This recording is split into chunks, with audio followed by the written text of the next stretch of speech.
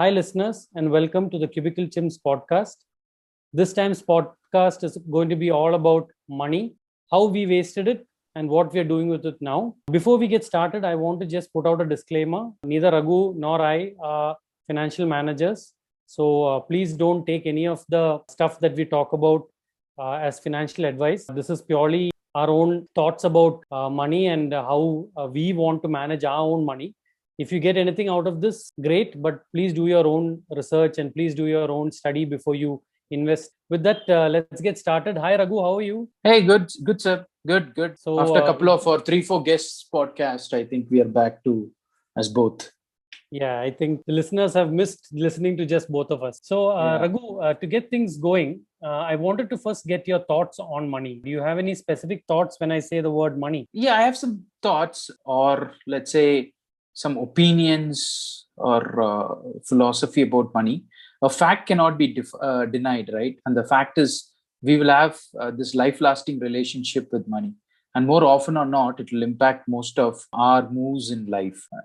You consciously or subconsciously, we all think about money at all times when you make life decisions. Not necessarily all these big decisions like marriages, babies. Next, it can also be very simple things like next meal, the clothes to wear, places to travel, the hotels to stay. Yeah. I just can't think of something that does not have money linked to it. Can you, sir? Not really, but it's really interesting that you brought up those aspects of life and the association that it has with money. Because for me, for the longest time, money has been just about what I can use it to buy. But over Yes. the last 5 years, especially after having kids, I've started to look at money as an asset. And Yeah. like any other asset, I think there's an opportunity for it to appreciate and grow in value. Especially the last year, I have been really excited to learn more about making my money work for me. And that's what comes to mind when I think of money today. Yeah, exactly right. Like what we just spoke, what we think about money, and it plays a very important role, some role in anything and everything what we do in a day, in a month and year, so on, right? Yet we don't give its due respect. At least I didn't give it in my initial days of my career or life. I didn't give its due respect, thought, study, and effort. Unfortunately, it is not taught in school and at home as often and effectively as it should be taught, actually. It is important because mismanagement of money has hindered many of us at many stages of our lives. So it's important that we start thinking about this more and deeper, which once done, I'm sure will solve most of the problems. Or in fact, the right thing to say here would be to that it can avoid problems in the first place. Yeah. So in that aspect, Seb, so I think everyone goes through these stages, right? Like I just told that I didn't think more, or I should have done things very differently. Everyone goes through these stages when they, especially when they're out of college and when they start working, um, so to speak, the maturity, your maturity, and how you handle money, right? So Yeah. the first phase is always the most painful, when I at least retrospect, where I've wasted a lot of money on trivial stuff. So if you can, show or discuss some places where you feel you wasted money during this phase, or even if it's a general opinion that you've seen friends waste money on No, in the this is first phase like, of your life.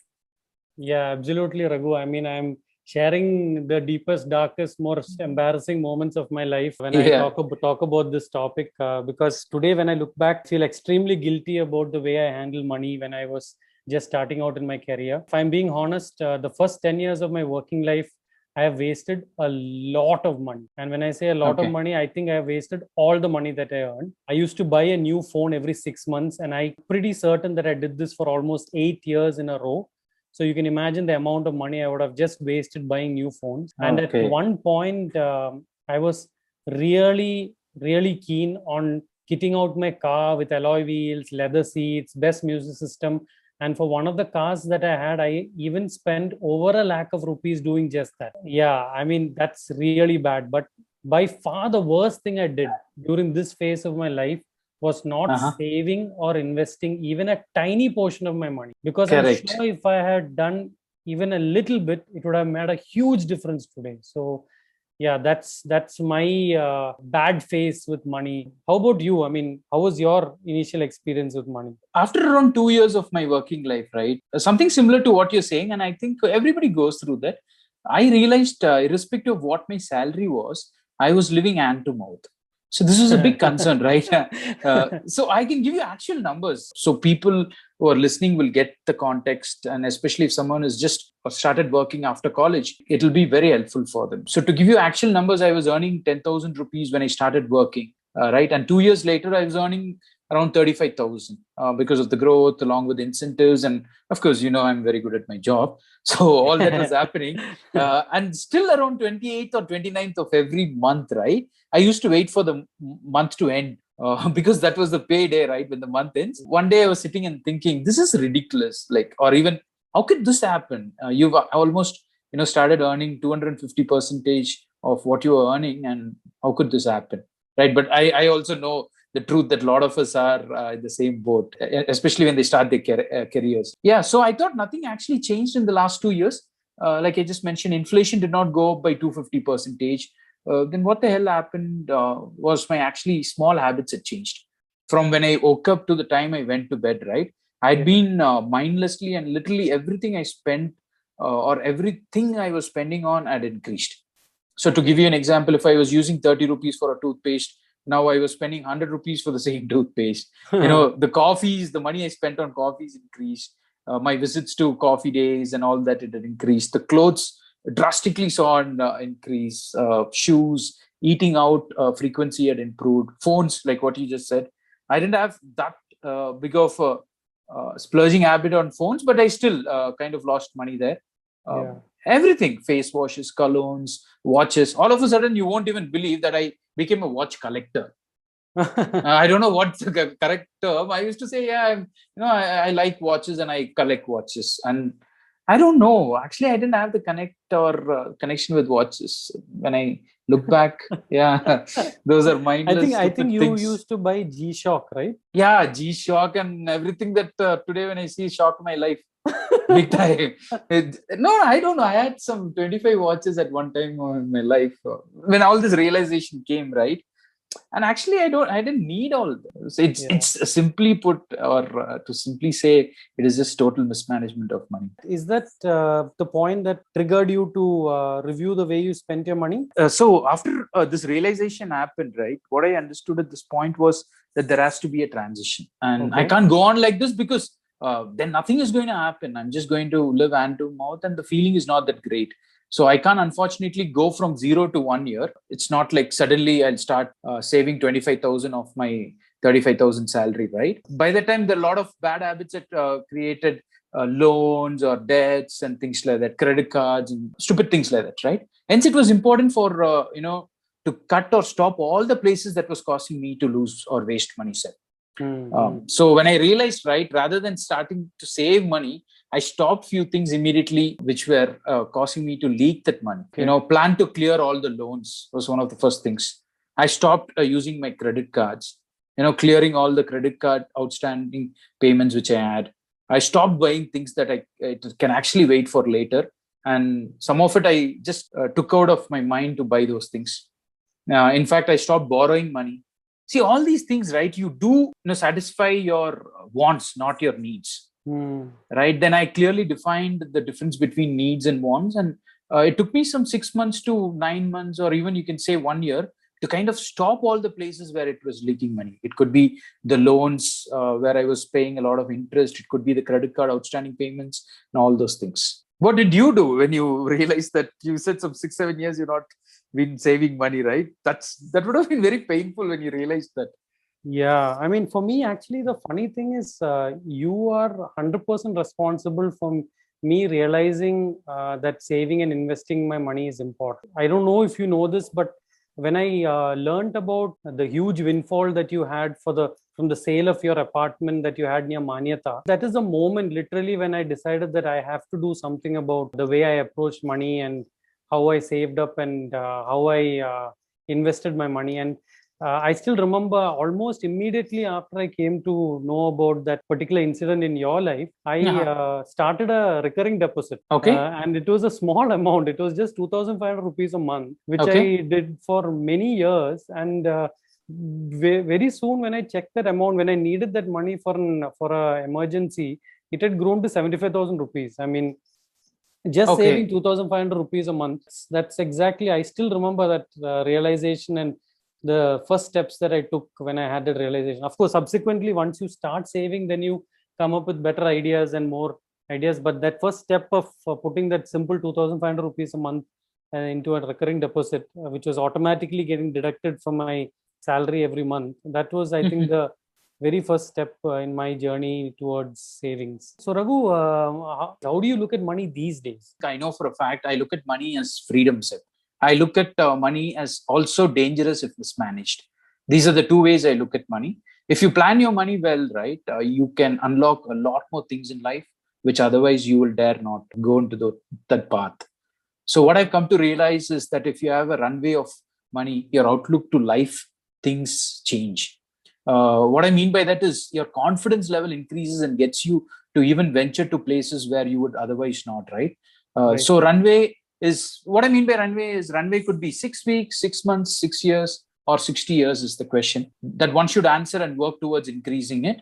The beauty here is it will start with no runway, like how I told you, I just started off clearing all the debts and the loans and stuff like that 2 years into my career. But slowly, with the right investment, savings, avoiding those wrong decisions with money, you can actually quickly increase the runway. And with it, your confidence and outlook becomes more relaxed and long term. So what I could do in the last 6 months also is a classic example. Co-founding companies, leaving the corporate world, starting the consultancy, all those things, right?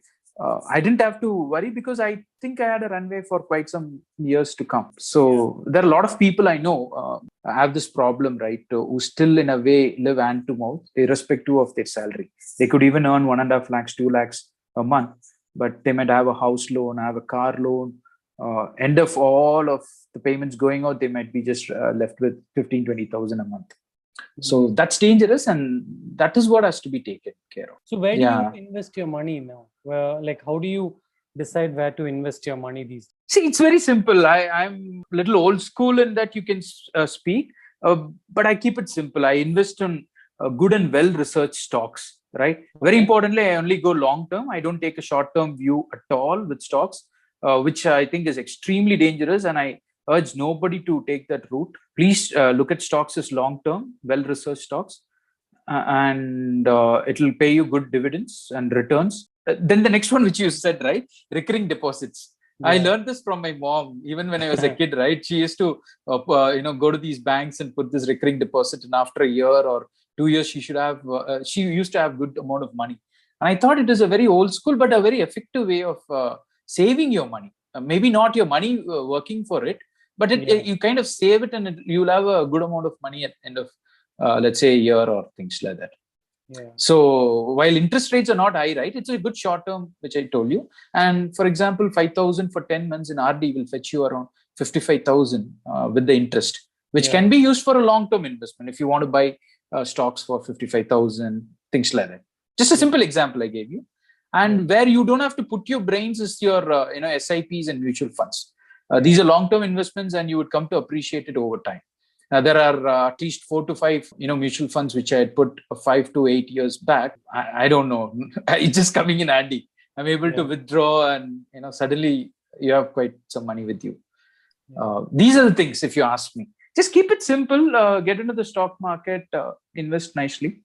And 2 other classic ways I invest is books, because knowledge is money, and so, and also on health, right, and food. I've drastically increased the quality or the money I spend pertaining to the quality of the food versus the quantity. Okay. So this, I know it will eventually pay back in the short term and in the long term. So these are the things I do, sir. What do you do? So I think I, like all things related to money, I think I followed many of your principles because of our many discussions over the years.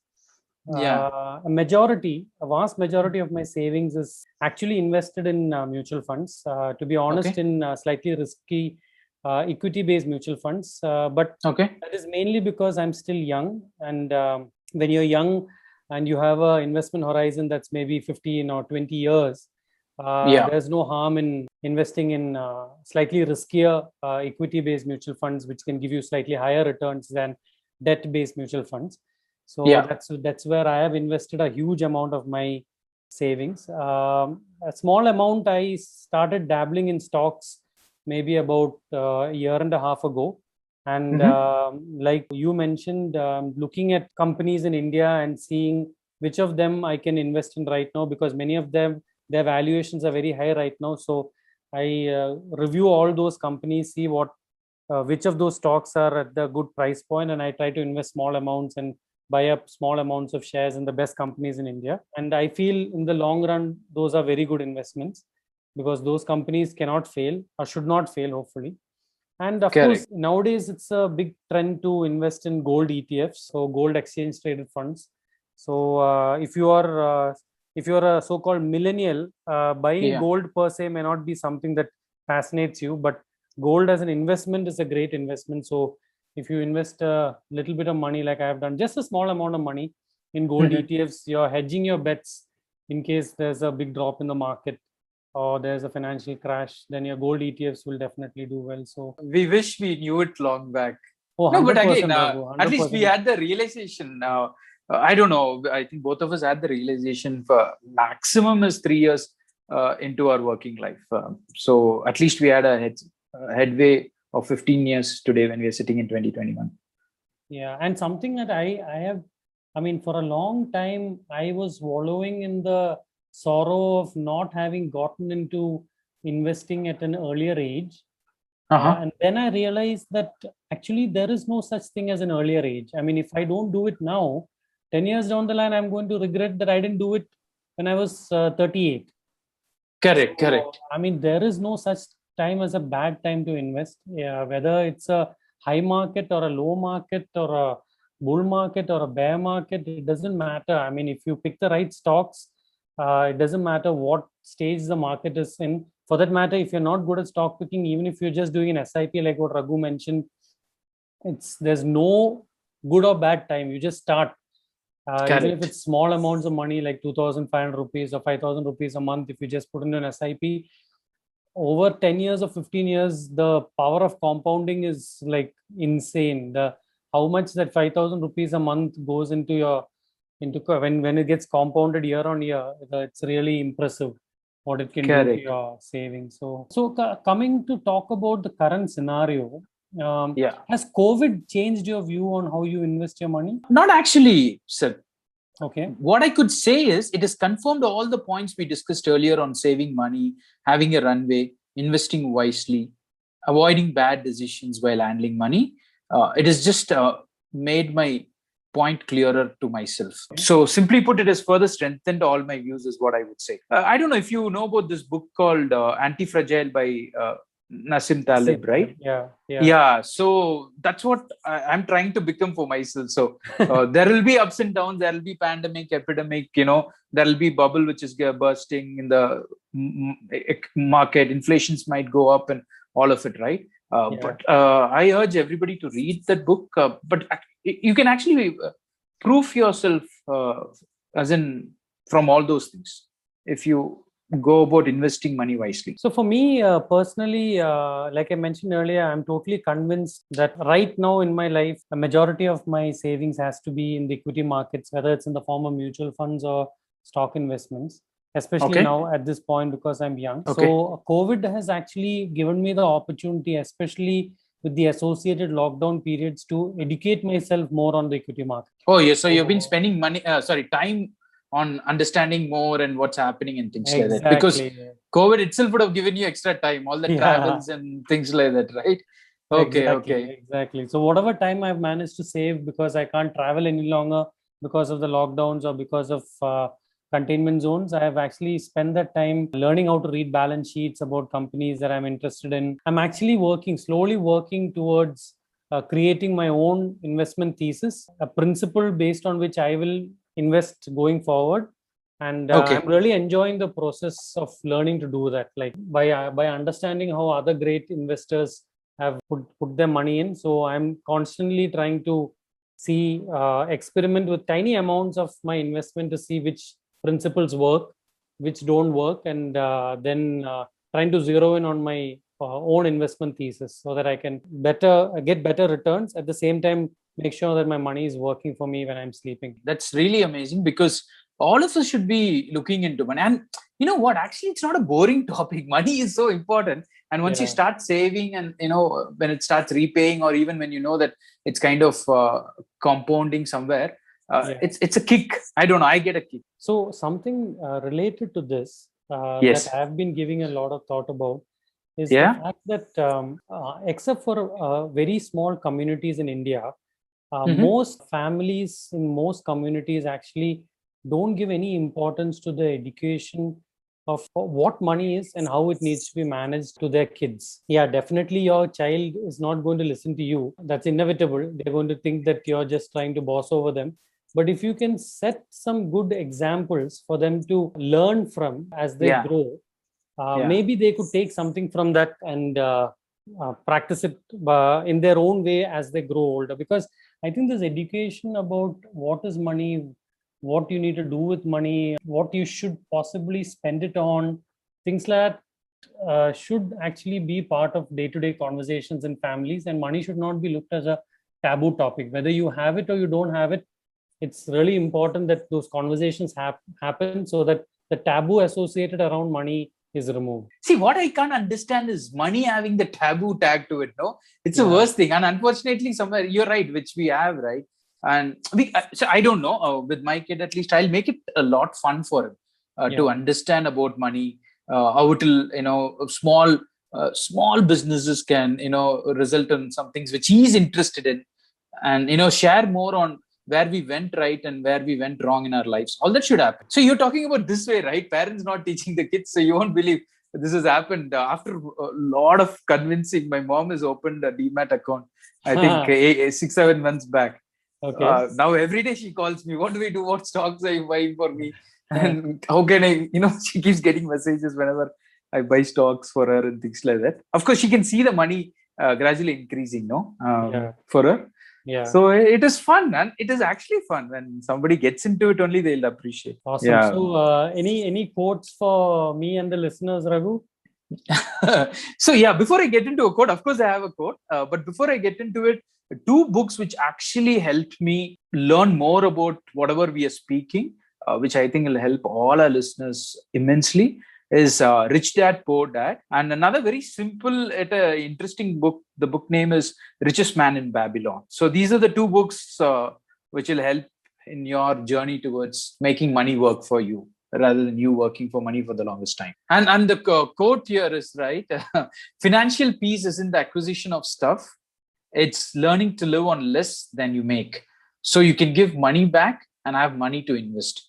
You can't win until you do this. By Dave Ramsey. A long quote, but I think one that encapsulates the entire podcast. So Dave Ramsey is a really smart guy. He is. See, it's very simple. Get towards financial peace is what he's trying to say. Awesome. Thanks, Raghu. Thanks. I think this was a really enlightening podcast for me to learn more about what you have done over the years. And I hope the listeners also have learned something from this. Just want to remind the listeners that please don't consider any of this as financial advice. This is just us talking about how we have spent or used our money and how we are saving our money right now. Whatever ideas you get from this podcast, please do your own research before you take any further steps. So hope this podcast has been enlightening for you, just like it has been for us. And thanks, Raghu. Thanks for this conversation. No, it is fun. It is fun to just take these topics and discuss, Sir? I think all this will help somebody somewhere, but it is all a lot of fun to kind of take this and revisit all these topics and discuss that via the Cubicle Chimps podcast. Right. Okay. Bye.